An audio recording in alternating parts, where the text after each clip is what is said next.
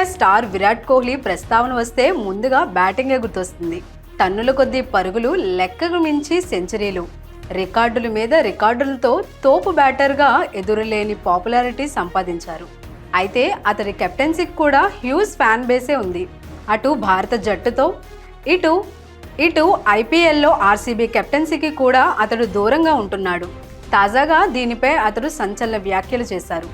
IPL 2016 నుండి IPL 2019 వరకు 3 సీజన్ల పాటు తనపై తీవ్రంగా ఒత్తిడి ఉండేదన్నారు కోహ్లీ. ఆ 3 ఏళ్లు ఆర్సీబీకి బ్యాటర్గా, కెప్టెన్గా వ్యవహరించానని, అయితే ప్రతి మ్యాచ్లోనూ తప్పక రాణించాలనే ప్రెజర్ తనపై ఉండేదన్నారు. ఎవ్రీ గేమ్లో బ్యాటర్గా సక్సెస్ అవడంతో పాటు సారథిగాను తనపై అంచనాలు పెరిగిపోయాయని చెప్పాడు. అటు టీమిండియాతో పాటు ఇటు బెంగళూరు టీం విషయంలోనూ ఎక్స్పెక్టేషన్స్, ప్రెజర్ ఎక్కువ ఉండడంతో కెప్టెన్సీకి దూరంగా ఉంటున్నానని